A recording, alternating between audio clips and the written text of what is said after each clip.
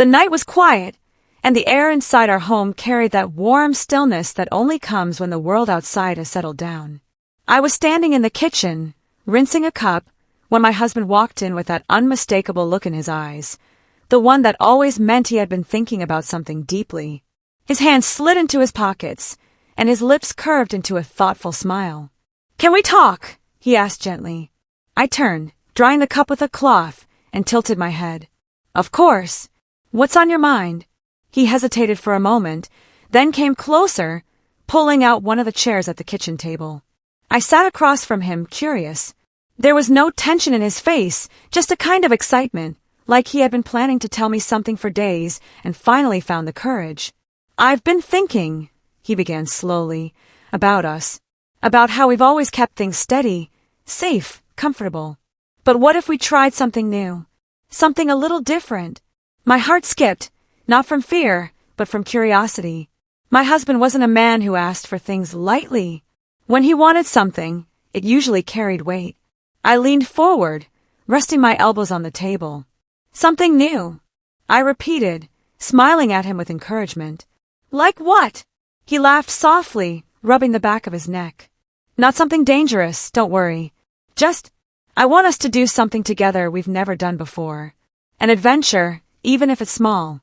I don't want us to ever get stuck in a routine. I want us to keep surprising each other." I loved him for that. He was right. Life had a way of slipping into patterns. Work, dinner, sleep, weekends that passed in a blink. It wasn't bad, but it was easy to forget that love needed fresh air, new colors, and little sparks to keep it glowing. So I nodded. "Okay, I'll let you have it. What's this new thing you've been imagining?" His eyes lit up. "A road trip. Just you and me. No plan, no map. We throw a bag in the car and just drive until we find somewhere beautiful." I burst into laughter, half in surprise and half in delight. "You, Mr. Organized Planner, the man who can't go to the grocery store without making a list, wants to just get in the car and drive." He grinned. "Exactly. That's why it's new. That's why I want it." And just like that, the idea took root in my heart. It was simple, but it carried the promise of adventure, of spontaneity, of rediscovering each other beyond the walls of our home. The next morning, I packed a small bag, nothing fancy, just clothes, snacks, and my camera. My husband did the same, though I noticed he also tucked in a notebook.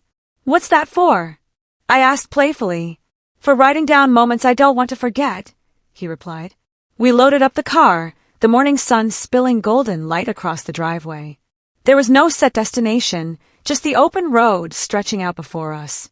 As he started the engine, we exchanged a glance, the kind that said, "Here we go." The first few hours were filled with music.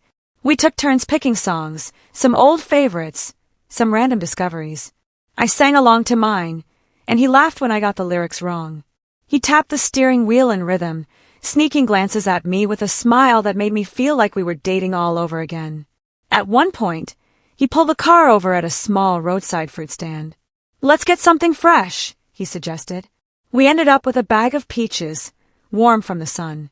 Sitting on the hood of the car, we ate them, juice dripping down our fingers, laughing at the mess we made. "This," he said between bites, "is exactly what I wanted. Us, in the middle of nowhere, just being." And I knew he was right. By afternoon, the road led us to a tiny town we'd never heard of. It had one main street lined with old shops and a diner with neon lights buzzing in the window. We stopped for lunch, sliding into a booth by the window. The waitress, a cheerful woman with silver hair, brought us coffee and sandwiches, chatting with us as though we were old friends. My husband reached across the table, his fingers brushing mine. "I'm glad you said yes," he murmured. I squeezed his hand. "I'd say yes to you 1,000 times. After lunch, we wandered the town. There was a bookstore filled with second-hand novels, their spines cracked with history. My husband picked out a poetry book and handed it to me. "Read this to me tonight," he said softly. I felt my heart swell. It wasn't just about the trip. It was about finding pieces of each other in unexpected places. That evening, we found a small and tucked away in the countryside. The owner, an older man with kind eyes, gave us a room with a view of rolling hills. The air smelled of pine and fresh earth. We opened the window and let the breeze sweep through the room. As the sun dipped low, painting the sky in shades of rose and lavender, we sat together with the poetry book. I read aloud, my voice carrying the words into the quiet room, while he listened with that same thoughtful expression I had seen in the kitchen the night before. When I finished, he whispered, "I don't ever want us to stop discovering new things about the world, about each other." And I promised him we wouldn't. The days that followed were like a dream. We drove through forests, over bridges, past lakes that shimmered under the sun. We stopped at roadside diners, quirky antique shops, and fields of wildflowers where we took pictures of each other, laughing at our silly poses. There were moments of silence too, comfortable ones, where the only sound was the hum of the car and the wind rushing past. In those silences, I realized something profound. Newness wasn't always about doing big, daring things. Sometimes it was about seeing the ordinary in a fresh light, about holding hands in a different town, or waking up to a sunrise in a place we didn't know yesterday. One night, we camped under the stars. My husband built a fire, and we sat beside it, wrapped in a blanket. The stars above us burned bright, thousands of them scattered like diamonds.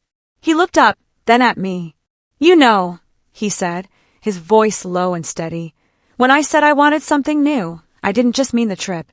I meant, I want us to keep choosing each other in new ways, over and over." I leaned into him, resting my head against his shoulder. "And I will. Always." By the time we returned home, it felt like weeks had passed, though it had only been a few days. The house was the same, but we were different. We carried with us laughter, moments written in his notebook, photographs on my camera, and a renewed sense of what it meant to love each other. As we unpacked, he pulled me close, his eyes shining. "Thank you," he whispered. "For what?" I asked. "For letting me have it, for saying yes." And I realized then that love wasn't just about comfort or routine. It was also about courage, the courage to try something new, to step into the unknown together, and to keep writing a story that never grows old.